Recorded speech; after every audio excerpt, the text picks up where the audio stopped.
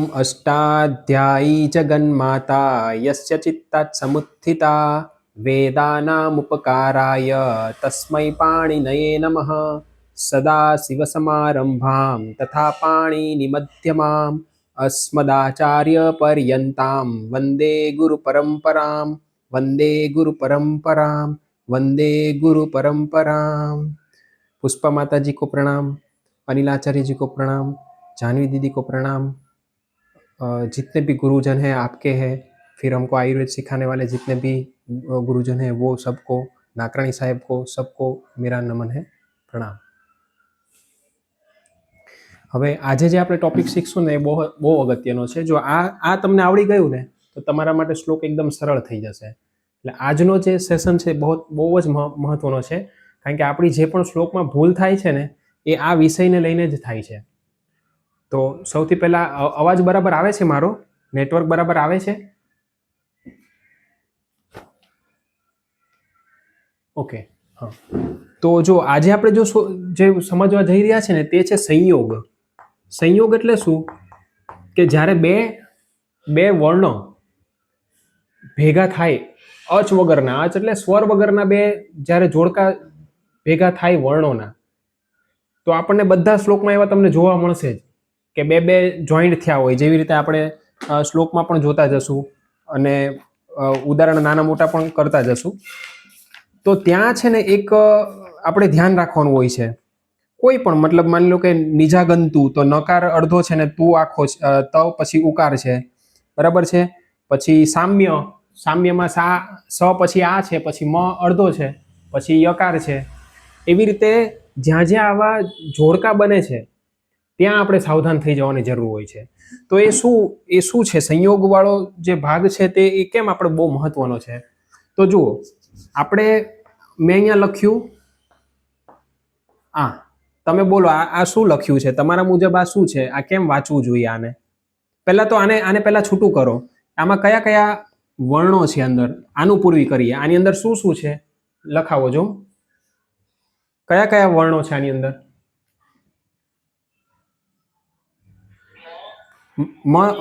હા, મકાર બોલવાનું, મકાર,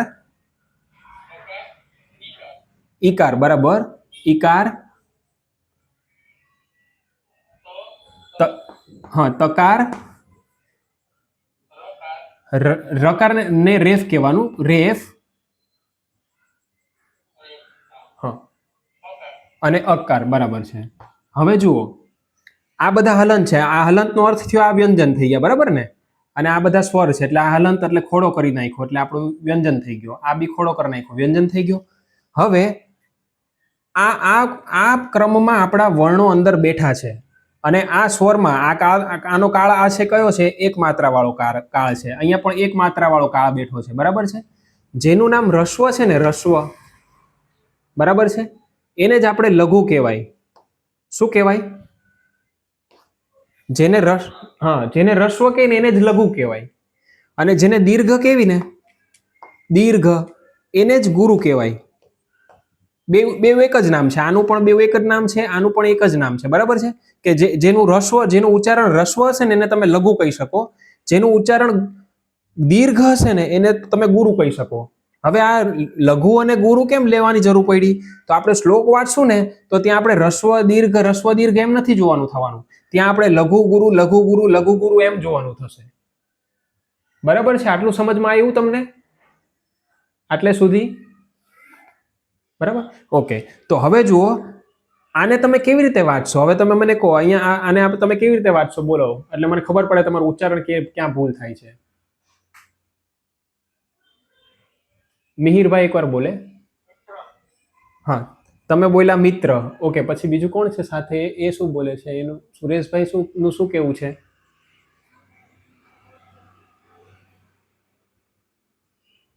સુરેશભાઈ, આનું ઉચ્ચારણ કેવી રીતે કરશો તમે? કદાચ એ ખાલી ઇયરફોન હશે। તો જુઓ, આનું ઉચ્ચારણ કેવી રીતે થશે? આનું ઉચ્ચારણ મિત્ર નહીં થાય, આનું ઉચ્ચારણ થશે મિત્ર। જે આનો જે તકાર હતો ને એ અહીંયા આગળ આની સાથે એક વધારે જોઈન્ટ થઈને ઉચ્ચારણ થશે। અહીંયા જે કેમ અહીંયા જ્યાં સંયોગ હોય, જ્યાં પણ સંયોગ હોય, સંયોગ કોનો છે? જો સંયોગ અહીંયા છે, આ સંયોગ છે, બરાબર છે. હવે જો આને તો રેફને તો અકાર મળી જાય છે, એટલે આ તો એના ગળામાંથી બહાર નીકળી જશે. પણ જે આ તકાર છે ને એની આગળ રેફ બેઠો છે. તો આવો સંયોગ હોય ને તો આ બીજે વચ્ચેનો સંયોગને કારણે શું થાય કે આ જે પહેલો શબ્દ હોય ને એ બિચારો તકલીફમાં આવી જાય.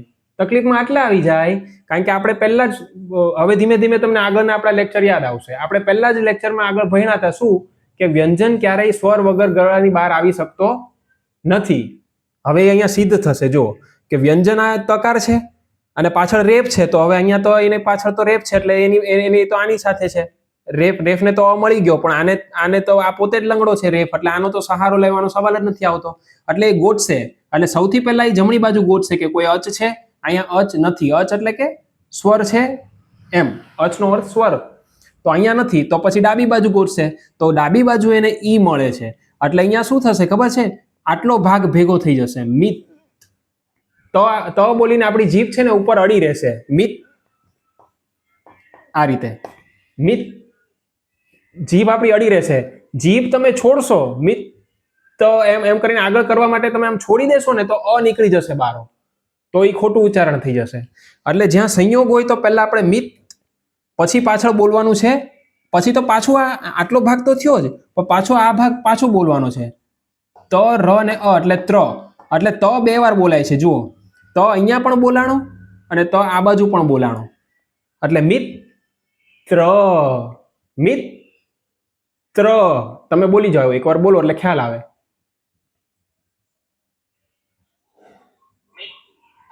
હા, આ ઉચ્ચારણ તમે જો એમ બોલશો ને મિત્ર તો પૂરું થઈ ગયું.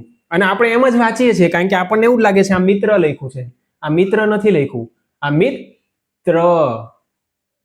બરાબર છે? ખ્યાલ આવ્યો ભેદ શું થયો? ઉચ્ચારણમાં ક્યાં ચેન્જીસ આવ્યા? માઇનર સંયોગ વખતે. કારણ કે સંયોગ અહીંયા કોનો છે? ત્ર એટલે સંયોગ છે. આપણને ખબર છે કે અહીંયા 2-3 વ્યંજનો ભેગા છે. આપણે થોડાક ઉદાહરણ કરતા જશું ને એટલે ધીમે ધીમે તમારો આ ડાઉટ વધારે ક્લિયર થતો જશે. જો પાછું એક આપણે નવું ઉદાહરણ લઈએ. હવે જો આની આનુપૂર્વી કરો. આની આનુપૂર્વી શું થશે?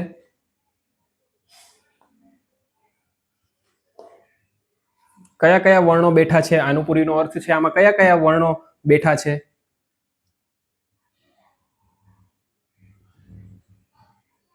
આમાં જો સકાર બેઠો છે, બરાબર છે, પછી અકાર બેઠો છે, પછી આમાં પણ તકાર, રેફ અને ઉ છે ને અહીંયા, એટલે શત્રુ લખ્યું છે આપણે, બરાબર.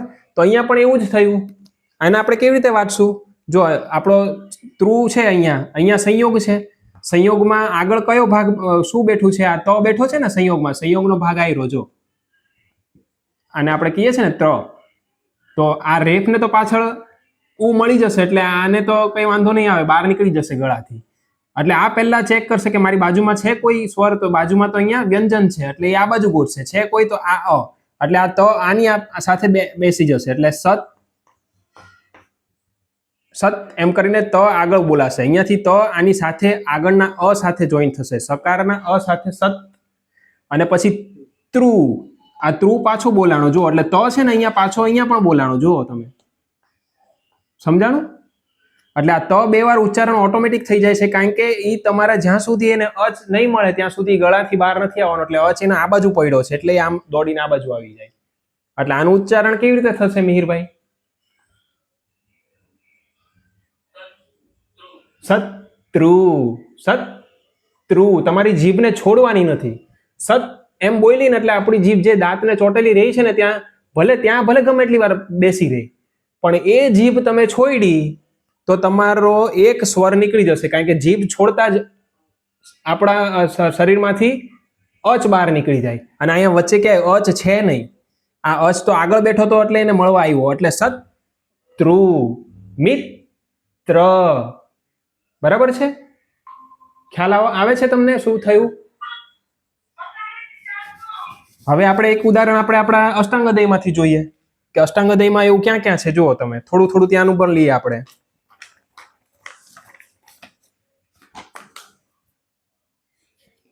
જો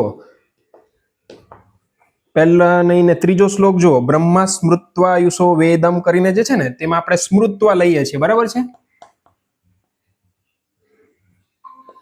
તો જો હવે આની અનુપૂર્વી કરો, આની અનુપૂર્વી શું થશે? સકાર થશે, પછી મકાર થશે, આ રૂ છે આપણો, બરાબર છે? અને એને સંસ્કૃતમાં રી કહીએ, આપણે અહીંયા ગુજરાતમાં એને રૂ કહીએ છીએ, એટલે રૂ થી હું લખું છું અત્યારે. વાત બી એ રીતે જ આપણે રૂ થી કરીએ છીએ ઉચ્ચારણમાં. તકાર, વકાર અને આકાર. ચાલો આમાં સંયોગ કઈ જગ્યાએ છે? સંયોગ ક્યાં ક્યાં છે?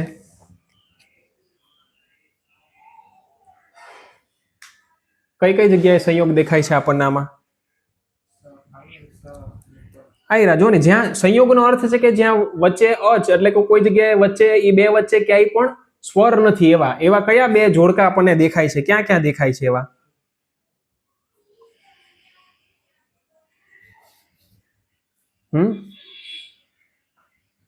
કઈ કઈ જગ્યાએ છે આમાં? નહીં, મૃત્વ એ તો મૃત્વ નહીં, પહેલા તો સંયોગ કઈ જગ્યાએ છે? હા, એક તો સ ને મ, જો આની વચ્ચે ક્યાંય અચ નથી એટલે એક આ થયો, પછી બીજું ત અને વ, બરાબર, આ બે જગ્યાએ છે, બરાબર. હવે જો શરૂઆતમાં તો કોઈ વાંધો આવવાનો નથી કારણ કે આની આગળ કોઈ અચ નથી, એટલે આપણે સીધું જ આપણે સ્મ એમ કરતા સ્મૃ એમ કરતા કરતા વધશે આપણે આગળ, બરાબર છે. પણ હવે તમે જો હમણાં કર્યું એ પ્રમાણે આમાં ક્યાં છે સંયોગ? અહીંયા છે.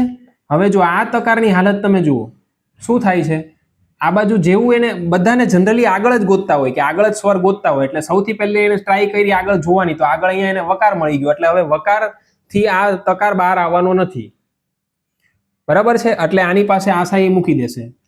હવે એ આ બાજુ જોશે તો આ બાજુ જો રી એટલે આ સ્વર જ થઈ ગયો, અ ઈ ઉ રીલ રી નો રૂ આવી ગયો, એટલે આ અચત છે. એટલે આ કોની પાસે આવીને બેસી જશે? તકાર. આ રી પાસે આવીને બેસી જશે ને, બરાબર. એટલે શું થશે કે સ્મૃત આમ કરીને આવશે, સ્મૃત, પછી આપણી જીભ અહીંયા તો છે ક્યાંથી નીકળે? તો આપણા દાંતમાંથી નીકળે, દાંતને જીભ અડે, એટલે અહીંયા આપણી જીભ અડીને પડી રહેશે, સ્મૃત એમ પડી રહેશે ત્યાં. અને પછી પાછું આ અહીંયા તો બોલવાનું થશે જ, શું?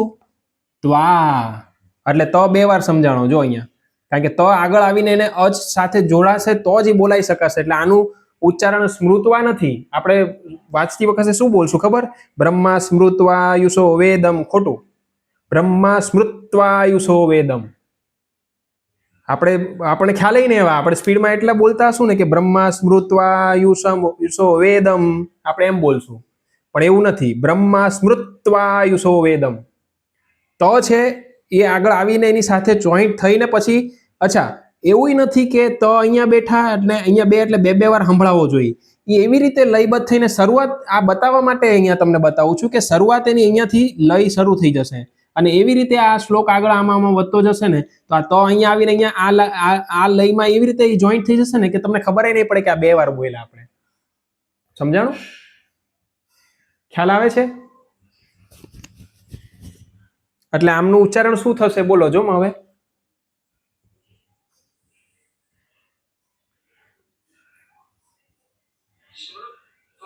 બરાબર, સ્મૃત્વા, સ્મૃત્વા, બરાબર છે. એટલે આ પરફેક્ટ થયું. એવી જ રીતે આપણે બીજું જોઈએ, અંદર બહુ મળશે આવા તો. જો એની આગળ જ બ્રહ્મા સ્મૃત્વા વેદમ. હવે જો એના પછીનું પ્રજાપતિ મજિગ્રહત એ આપણે જોઈએ, બરાબર. તો જો આખું આ શું છે? પ્રજાપતિ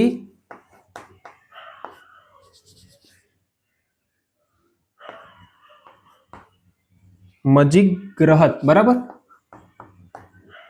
બહુ મોટા શબ્દો જોઈને છે ને બે નહીં જવાનું, એ ખાલી છે ને એ ખાલી સંધિઓ ને સમાસ ને બધું જોઈન્ટ થઈને મોટા થઈ ગયા હોય, આપણે ક્યાંથી તોડવાનું છે એટલું જ જોવાનું છે, ને તોડવાનું ક્યાંય નથી, સંયોગ આવે ત્યાં જ તોડવાનું છે. એટલે ધીમે ધીમે તમને એ શ્લોક તોડતા પણ આવડી જશે કે આપણે ખાલી તોડવાનું ક્યાં છે ને એ અહીંયા જ સંયોગ પર જ તોડીને આપણે કેમ બોલવાનું છે એટલું જ સમજવાનું છે. તો ચલો આમાં આપણે જોઈએ ને, હવે આપણે બહુ લાંબી અનુવૃત્તિ નથી કરવી, તમે સમજી જ ગયા છો કે આપણે પહેલા અનુવૃત્તિ કરીને હવે આપણે સીધા સંયોગ જ પકડીએ એટલે સમય બચે. તો આમાં જોઈને જ આપણને ખબર પડી જશે કે સંયોગ ક્યાં ક્યાં છે. તો જો તમે જ કરાવડાવો, કારણ કે તો તમને ખ્યાલ આવશે આમાં ક્યાં ક્યાં સંયોગ તમને છે દેખાતો.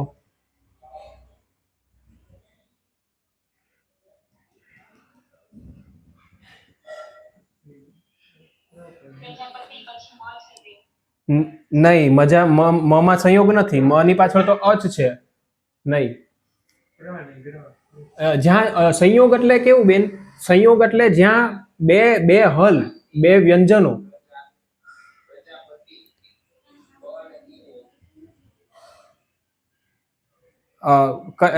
કઈ જગ્યાએ કહો છો ભાઈ? નહીં નહીં, આ ભૂલી પૂછી નાખું, મારી ભૂલ હતી, અહીંયા પેલું હતું ને એટલે હા ઠીક છે, હા મારી ભૂલ હતી લખવામાં. હવે શોધો આમાં કઈ જગ્યાએ એવા બે વર્ણો ભેગા છે જેને અચ નથી મળ્યા એવા. એટલે આનું પૂર્વીની જરૂર એટલે પડે, સમજો, સમજ્યા? હું તમને શું કામ કહેતો હતો કે તમે અચ અને હલ ક્યાં ક્યાં બેઠા છે જુઓ. એનું કારણ અહીંયા આપણને હવે એ શોધવાની સમય હવે આવ્યો. ઉચ્ચારણ વખતે આ બધી જરૂર પડશે હવે આપણને. તો જુઓ, પહેલું પ્ર જુઓ, પ્ર છે એ શેનો શેનો બન્યો છે? પકાર અને રેફનો બન્યો છે, બરાબર. અને પછી અકાર આવી ગયો. ચલો, એટલે એક સંયોગ અહીંયા મળ્યો. પછી જકાર ને આકાર છે, પછી પકાર ને અકાર છે, એટલે અહીંયા પણ અચ વાળા છે, એટલે આ બાર સીધા આવી જશે. તકાર અને ઈકાર છે, એટલે અહીંયા પણ સીધો આપણે સાંભળવા મળશે બધા શબ્દો. મકાર છે, જકાર પછી ઈકાર છે, પછી અહીંયા જુઓ આ ગ્ર છે, ત્યાં શું છે? ગ્રહ છે, ત્યાં કયા બે શબ્દો, કયા બે વર્ણો છુપાયેલા છે સંયોગ તરીકે અહીંયા? હા, ગ એટલે ગકાર, રેફ અને અકાર, બરાબર છે. તો જુઓ, હવે અહીંયા પણ આપણે પ્ર થી શરૂ થયું છે, એટલે અહીંયા વાંધો નહીં આવે, કેમ કે શરૂઆત થઈ ગઈ છે. પણ હવે સંયોગ આપણે અહીંયા જ્યારે ઉચ્ચારણ કરશું ને ત્યારે શું થશે? આ ગકાર જે છે એ તમે જુઓ, ગકાર સૌથી પહેલા એની જમણી બાજુ ગોતશે કે ભાઈ કોઈ અચ છે, તો અહીંયા કોણ મળ્યું? એને વ્યંજન મળ્યું. એટલે અહીંયા એની પાસે આશા રખાય નહીં, કારણ કે એ પોતે જ લંગડો છે, એની જેવો જ. એને લંગડાને લંગડો સહારો ન આપી શકે. અચ જે છે એ જ સક્ષમ છે, તો અચ એ આગળ ગોતશે. તો આગળ જે પ્રજાપતિ મજી નો જે આ જી નો જે ઈકાર છે ને, જી છે, બરાબર છે, એમાં જકાર અને ઈકાર છે. તો આ ઈકાર આ ગ ની આગળ છે, એટલે આ ગ શું કરશે? આ ઈકાર ની સાથે આવીને બેસી જશે, એટલે જી ગ નહીં, જીગ, બરાબર, જીગ. અને પછી આ તો પાછું બોલાશે જ, ગ્રહ, તો આ તો બોલાશે જ, બરાબર છે. આ હલન છે, જોજો, આ મારી ભૂલ છે. મારી ભૂલ થતી હોય ને તો તમારે મને કહેવાનું, હો, આ હલન છે. તો જો શું થયું કે અહીંયા આ જગ્યાએ આપણે શું કરશું? હવે તમે અહીંયા કેવો મને વિચારણ તમે શું કરશો આપણે આ શ્લોકનું? બ્રહ્મા સ્મૃત્વાયુષો વેદમ, પ્રજાપતિ વાળો જે ભાગ છે, હવે પ્રજાપતિનો ભાગ તમે મને કયો, અહીંયા તમે શું ઉચ્ચારણ કરશો? નહીં, ફરી એકવાર. પ્રજાપતિ નહીં, જો ભૂલ થઈ ગઈ. કેમ? તમે શું બોલ્યા? પ્રજાપતિ મજિગ્રહત. આ નથી કરવાનું. જો સંયોગ ક્યાં છે? સંયોગ અહીંયા છે. જો આપણે શું કરવાનું છે કે જે સંયોગ છે ને, આ ગ છે ને, એ આગળ આવીને બેસી જશે, એટલે પ્રજાપતિ મજિગ, પ્રજાપતિ મજિગ. આ ગ અહીંયાથી ખેંચાશે, ગ આની સાથે ઈ સાથે બેસી જશે, પછી પાછો બોલાશે ગ્રહત. પ્રજાપતિ મજિગ, મજિગ કરીને ગ બોલતી વખતે તમારી જીભ કંઠમાં અડેલી રહી જશે. જેમ તકાર વખતે દાંતને અડેલી જીભ રહેતી હતી, ગકાર છે એ કંઠથી નીકળે, એટલે ત્યાં કંઠમાં અડી રહેશે, છૂટશે નહીં. એટલે તમારે ખાલી આમ પ્રજાપતિ મજિગ, પ્રજાપતિ મજિગ અહીંયા સુધી પહેલા બોલો કે પ્રજાપતિ મજિગ, કારણ કે આ ગ આગળ આવી ગયો ને, ઈકારને મળવા આવશે કે નહીં આવે? તો એ નીકળી શકશે. આ ગ ને ઉચ્ચારણ કરવા હારુંથી આપણે એને ટુકડો કરવો પડે છે, સમજ્યા? કારણ કે એની પાસે અચ નથી, તો આ મહેનત આપણી આ ગ માટેની છે. એટલે પ્રજાપતિ મજિગ ગ્રહત.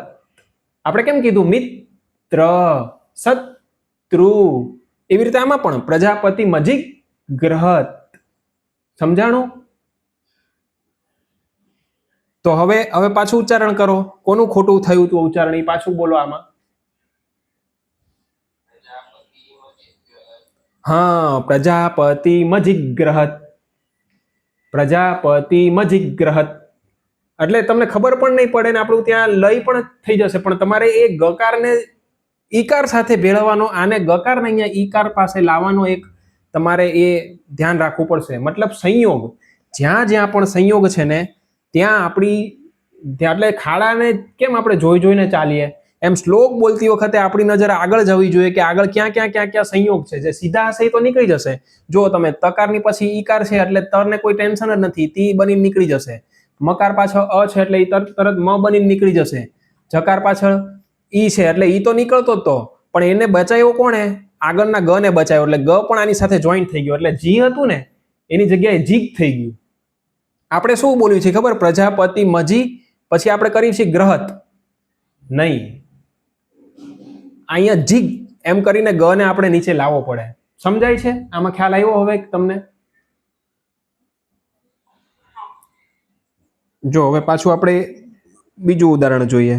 આપણે ઉદાહરણ જેટલા કરતા જશું ને એટલે પછી આપણને એ બધું સમજાતું જશે, અને પછી ઉચ્ચારણ આખે આખા શ્લોક પણ આપણે લેવાના છે. એવું નથી, આ તો સેમ્પલ જોઈ છે, કારણ કે આપણે સંયોગનો વિષય સમજવી છે એટલે. જો હવે આ જુઓ, જઠરાગ્નિના પ્રકાર જો 8 નંબરનો શ્લોક.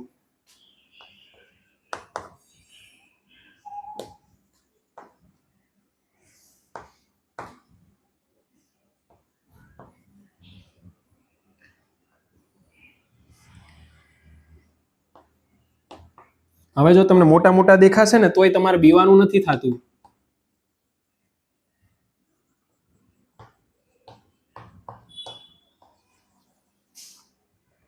તો જો હવે આમાં શું છે,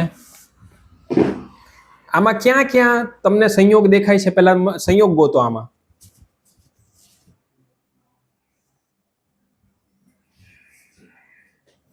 એક એક લઈએ, એક કામ કરો, આ બહુ મોટું છે ને એટલે તમને એમ થાય એક એક શબ્દ એક એક વર્ણ લેતા જાય. પહેલા ત છે તકાર, પછી અય છે એટલે આ તયનો ભાગ થયો. અહીંયા કશે જરૂર ખરી આ સંયોગ છે ખરો કે પછી આ સીધે સીધો નીકળી જશે? આ સીધું નીકળી જશે, બરાબર. હવે જો આ રેફ, રેફ ઉપર બેઠો, બરાબર. આ રેફ ઉપર છે ને એટલે એ 13 પછી પછી આપણે સીધું આ રેફ વાંચશું ને એટલે આ ક્રમ પ્રમાણે આપણે જોશું તો તે પછી આપણે રેફ બોલવાનું છે. આ ભ પછી રેફ નથી બોલવાનો, તઈ પછી રેફ બોલવાનો છે. એ ખ્યાલ આવી ગયો ને?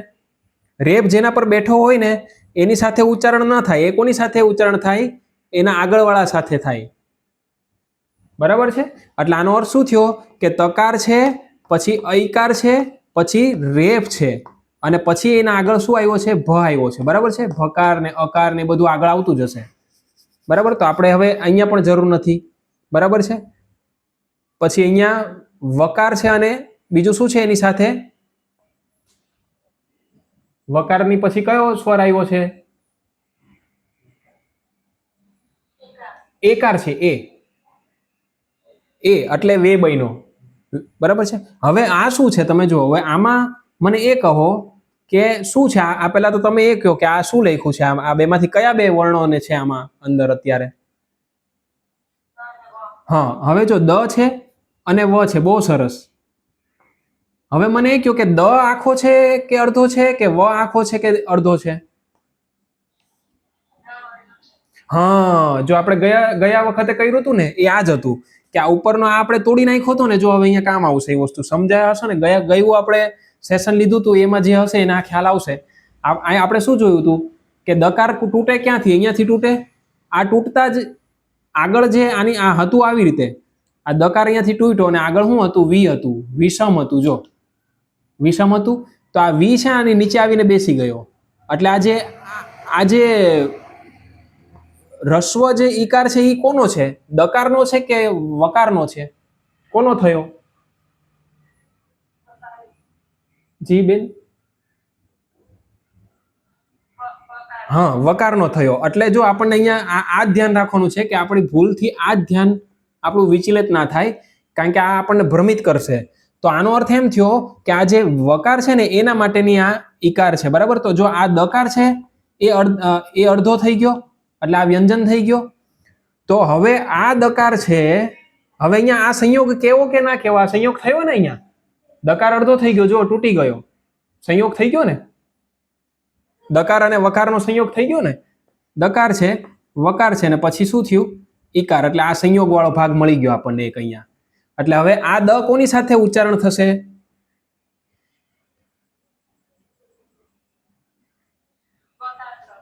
નહીં. અચ્છા, વકાર એટલે આ નીચેની વાત કરો છો કે આની વાત કરો છો?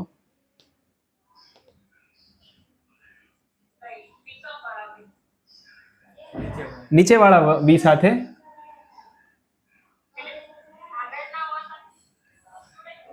હા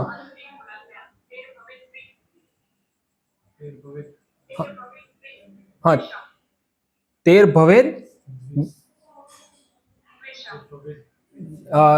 બોલો જો પાછું એકવાર બોલો તો બેન. આનું તેર ભવેદ દ્વિષમ. હા, પણ એ તમે જે બોલો છો ને થોડુંક થોડુંક છૂટું કરી નાખો છો વકાર પછી. બોલવાનું કેવી રીતે છે? આ રીતે જો તેર હવે જો આ દકાર છે ને એને એની પાસે કોઈ સ્વર નથી એટલે વેદની બાજુમાં આવીને પહેલા તો અહીંયા બેસી જશે, કારણ કે આની પાસે એકાર પડ્યો છે વેની પાસે, અને પછી આ જ દકાર પછી આ રીતે અહીંયા પણ ઉચ્ચારણ થવાનો જ છે દકાર સાથે, અને આ વિષમ આ રીતે વિષમ પછી વિષમ પછી પાછું ખાલી અટકી નથી જવાનું, વિષમને પણ એવું જ થવાનું છે, એને સકાર આવીને અહીંયા મળી જશે અને પછી સકાર પાછો આવશે, કારણ કે અહીંયા પણ સંયોગ છે. જુઓ વિષમસ્તિક.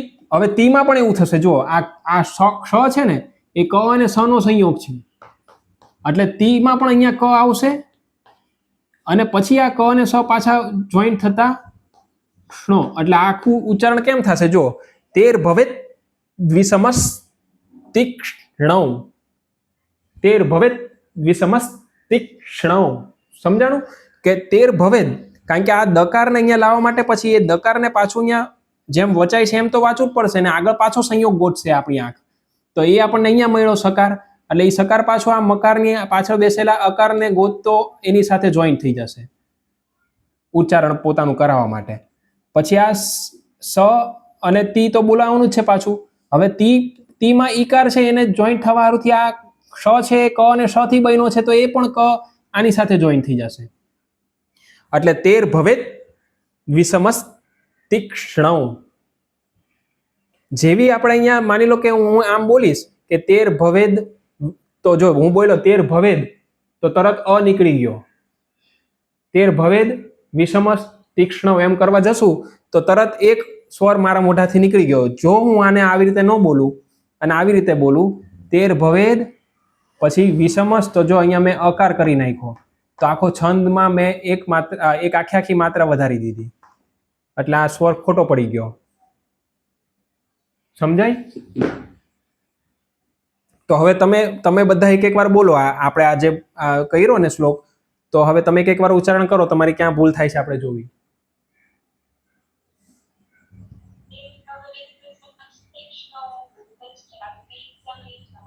બરાબર છે. તેર ભવેદ દ્વિષમસ્તિક્ષ્ણૌ બરાબર છે. પછી બીજા કોઈ?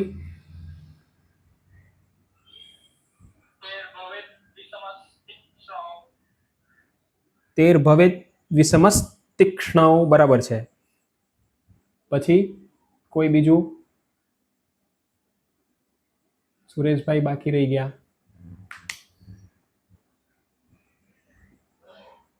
અચ્છા, 12 આવશે કદાચ. તો કહેવાનો અર્થ શું છે કે જ્યાં જ્યાં સંયોગ છે ને ત્યાં આપણે ભૂલ નથી કરવાની. બસ એટલું ખાલી તમે એટલું ધ્યાન રાખીને આગળ ચાલશો ને તો ક્યાંય શ્લોકમાં ભૂલ થવાની નથી કોઈ સંજોગોમાં. બીજા ઘણા નાના મોટા નિયમો આવતા જશે ને એ આપણે કરતા જ જશું, પણ આજનો મુદ્દો આ ખાસ કરીને સંયોગ માટે લીધો છે આપણે, કારણ કે ખાસ આ સંયોગમાં બહુ ધ્યાન રાખવું પડે. હવે જેવી રીતે હજી બીજા નાના નાના આપણે લઈએ. આનું ઉચ્ચારણ કેમ કરશો તમે? ચાલો,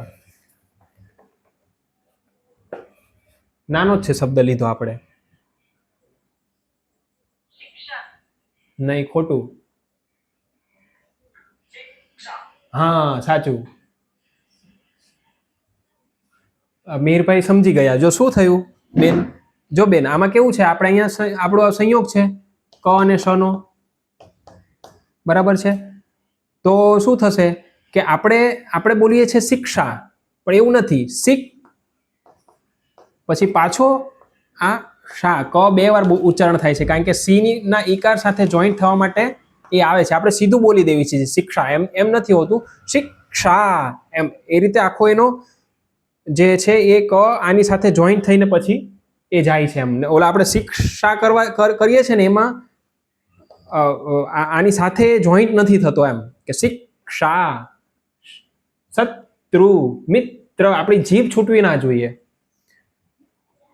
હવે ધારો કે ચાલો બીજું આપું.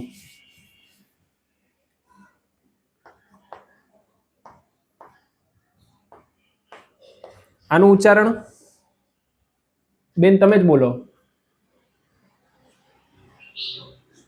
નહીં, ખોટું.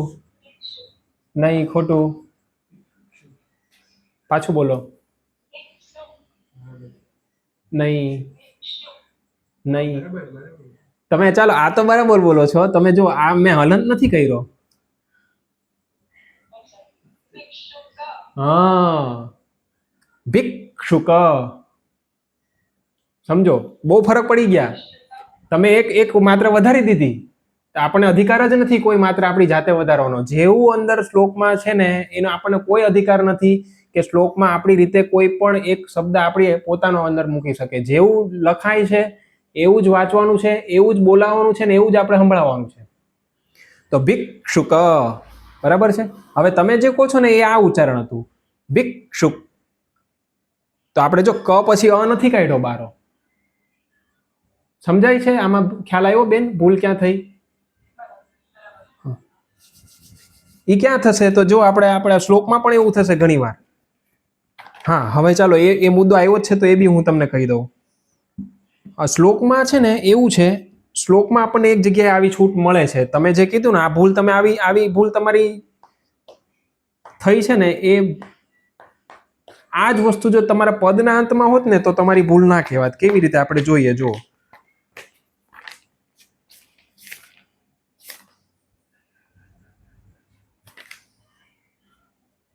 હવે જો આપણે એક વસ્તુ નક્કી કરી છે, આપણને ખબર છે કે રસ્વનું ઉચ્ચાર એક કાળમાં જ થવું જોઈએ. એટલે રસ્વ એ જ આપણે લઘુ કહીએ, બરાબર? ગુરુનું ઉચ્ચારણ એટલે કે દીર્ઘનું ઉચ્ચારણ 2 કાળમાં થવું જોઈએ, એ આપણને ખબર છે. પરંતુ અમુક જગ્યાએ જેવું તમે આમાં ભૂલ કરી એટલે યાદ આવ્યું કે અમુક જગ્યાએ આ ભલે ક હલંત હોવા છતાં તમે એને વધારી શકો, ગુરુમાં કન્વર્ટ કરી શકો. એ ક્યાં થાય એવું? તો જો આપણું આ જે સૂત્ર છે, વાયુ પિત્તમ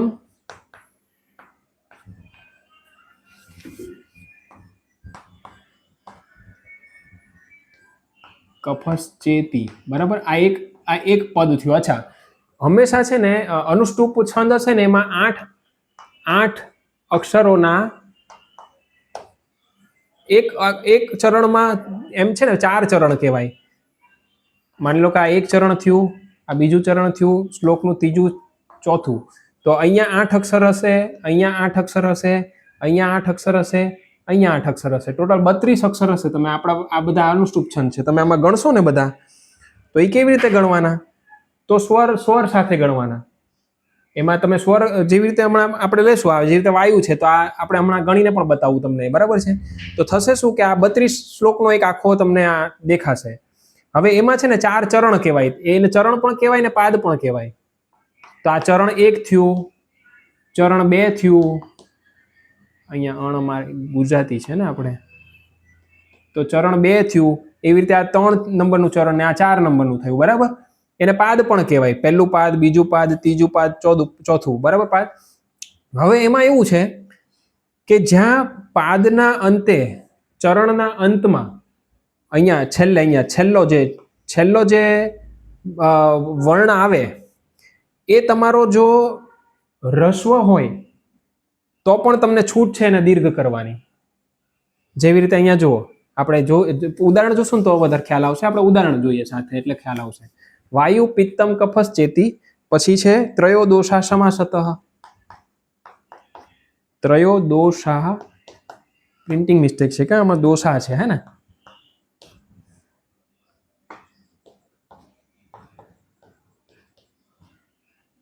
હવે જો તમે જે કીધું ને એ રીતે એમાં પાછળ ભિક્ષુકમાં હલંત હતો બરાબર, પણ આપણે ઉચ્ચારણ એ રીતે થયું, હલંત રીતે ના હલંત રીતે કર્યું ને હતું અકાર રીતે. અહીંયા ઊંધું છે. અહીંયા શું છે કે પાછળ જો આ છેલ્લું આપણું આ કયા છે, રસ્વ છે કે દીર્ઘ છે? અહીંયા આવ્યું આ રસ્વ વાળો છે બરાબર. અને આ વાયુ પિત્તમ કફસ ચેતી એટલે અહીંયા આપણું એક ચરણ પૂરું થઈ જાય છે બરાબર છે. અને ત્રયો દોષા સમાસતઃ એટલે અહીંયા બીજું ચરણ બી આપણું પૂરું થઈ જાય છે બરાબર છે. તો હવે તમે જુઓ, આપણે જ્યારે અહીંયા બોલીએ છીએ ને તો વાયુ પિત્તમ કફસ ચેતી, તો આપણે તીમાં જે શું કરીએ છીએ ખબર? વાયુ પિત્તમ કફસ ચેતી ત્રયો દોષા સમાસતઃ. તો તી જે છે ને આપણે છેલ્લે ઓટોમેટિક આપણું સ્વરતંત્ર ઓટોમેટિક તીને લંબાઈ જ દેશે. વાયુ પિત્તમ કફસ ચેતી ત્રયો દોષા સમાસતઃ. તો ઓટોમેટિકલી આપણો તી જે છે ને એ રસ્વ હોવા છતાં આપણું સ્વરયંત્ર એને વધારી જ દેશે ઓટોમેટિક. પાદના અંતમાં, ચરણના અંતમાં જ્યારે પણ રસ્વ હશે ને તો ઓટોમેટિક એ આપણને છૂટ છે. અહીંયા તમને છૂટ છે, કારણ કે નિતન તમારો લય છે ને તમારો તૂટી જશે. એટલે એના કારણે જ શાસ્ત્રએ ત્યાં છૂટ આપી છે કે ત્યાં તમારો ભલે રસ્વ હશે તો આને એ થઈ જ જશે તમારાથી. તમારે જોવું નહીં પડે કે હું બોલી રહ્યો છું આ તે. આપણે કહીએ ને કે આ મામકા પાંડવાશ્ચૈવ, બરાબર છે, મામકા પાંડવાશ્ચૈવ કિમ કુર્વત સંજય. તો જો ય તો અકાર છે, મામકા પાંડવાશ્ચૈવ તો વધી ગયો ને, હતો અકાર.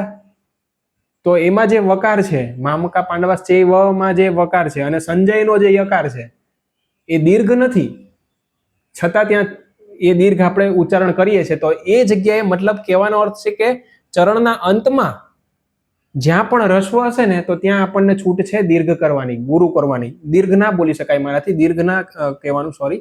આપણે રસ્વ દીર્ઘમાં ના જઈએ. આપણે અત્યારે છંદ જોઈએ છે ને એટલે લઘુ ગુરુમાં જ વાત કરવાની. આપણે આ લઘુ છે સ્વર આપણો, તો આપણે એને શું કરવાનું છે? ગુરુ. આ જરાક મારી જે આ ભૂલ થઈ છે ને એ તમે કરેક્ટ કરી લેજો. આપણે રસ્વ ગુરુમાં વાત, રસ્વ દીર્ઘમાં વાત નથી કરવાની. જ્યારે પણ આપણે આ છંદની વાત થાય ને ત્યારે ગુરુ લઘુની જ વાત થાય.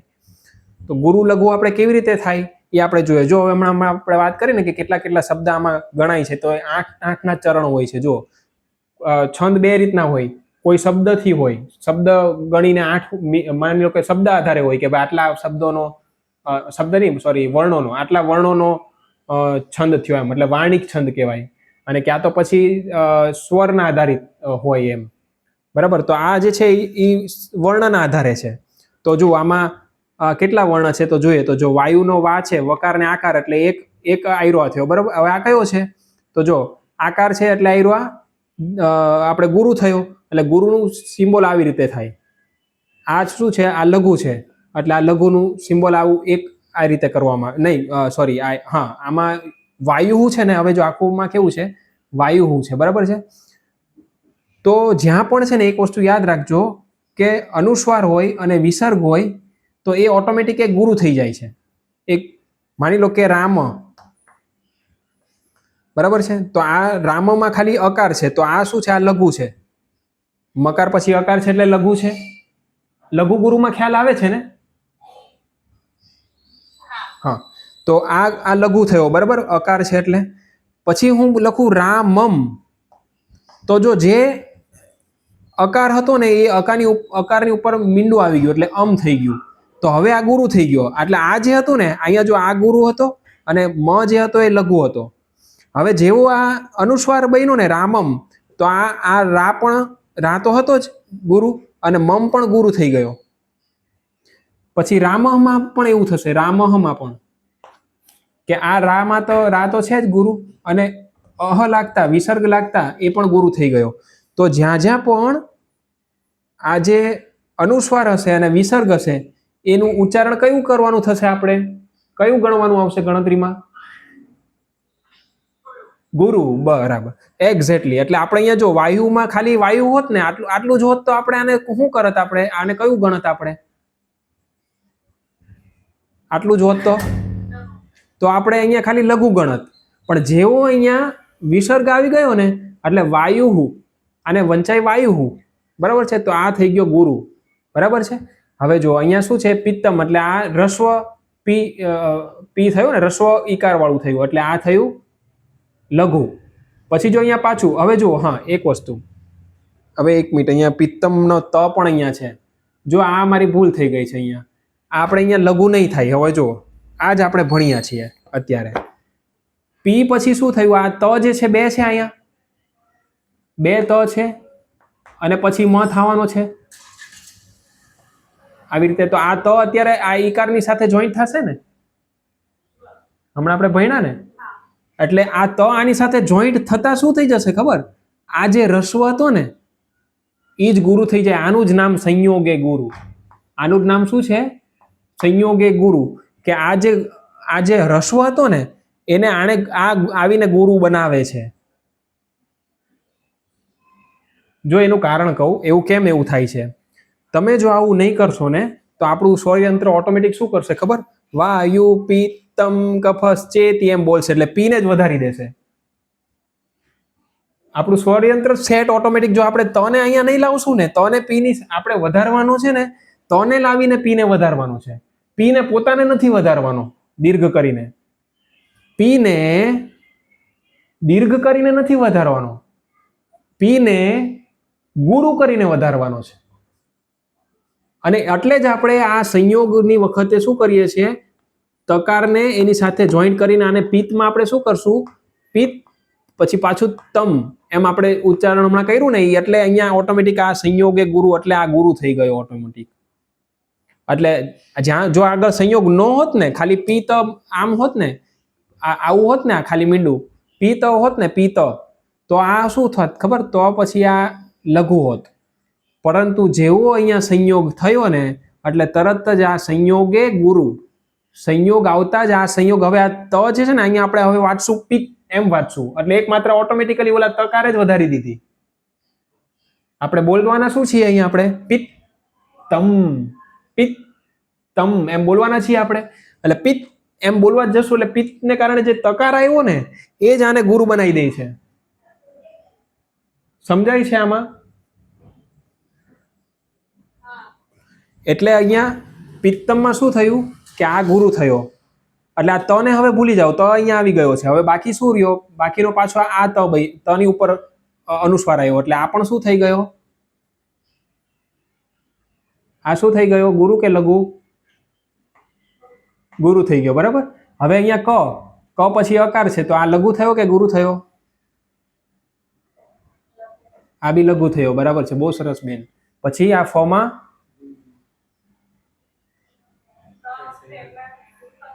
હા પકડી લીધું. હવે જો આ સ છે એ સંયોગ છે, એ આની સાથે બેસી જવાનો છે, એટલે આ થઈ જવાનો છે ગુરુ, સંયોગે ગુરુ, આનું નામ સંયોગે ગુરુ. હવે આ સ અહીંયા આવી ગયો, હવે એને ભૂલી જાઓ. કોણ રહ્યું હવે, ચ ની ઉપર એકાર એટલે ચે થયો. ચે એટલે એક માત્રા કાળ થયો કે બે માત્રા કાળ થયો? આપણે પહેલી વાર ભણ્યા હતા, એક માત્રા કાળમાં ખાલી અ ઈ ઉ રીલ રી આવે છે, તો આ બે ચે એટલે બે માત્રા થઈ, બે માત્રા એટલે ગુરુ થઈ ગયો. તો આ કયો થઈ ગયો, ગુરુ થઈ ગયો, બરાબર છે. અને આ તી કયો થઈ ગયો, રસવા વાળું તી, લઘુ થઈ ગયો.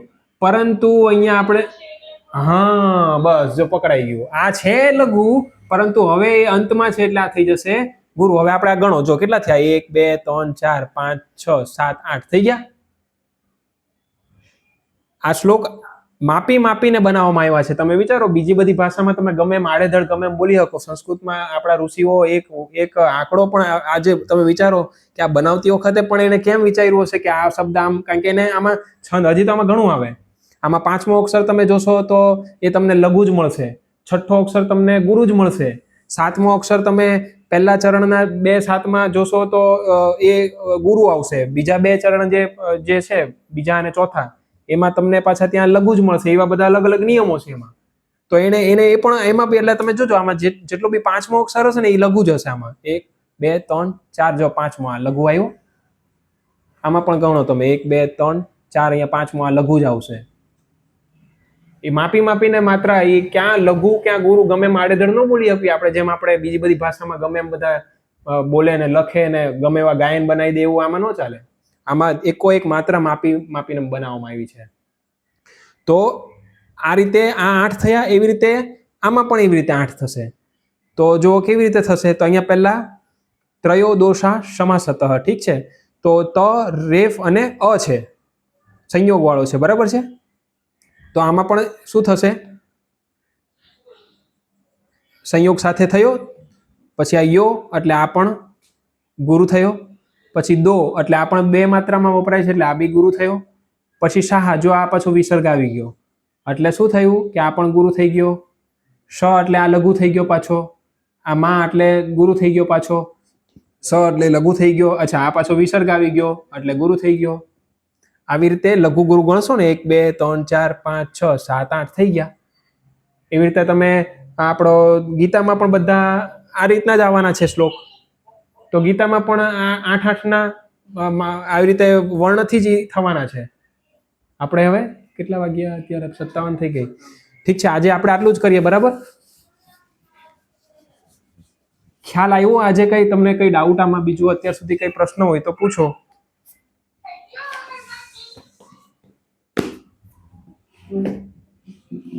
ખ્યાલ આવ્યો?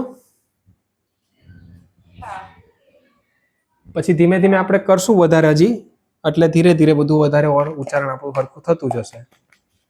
તો આજે અત્યારે આપણે પૂર્ણ કરીએ.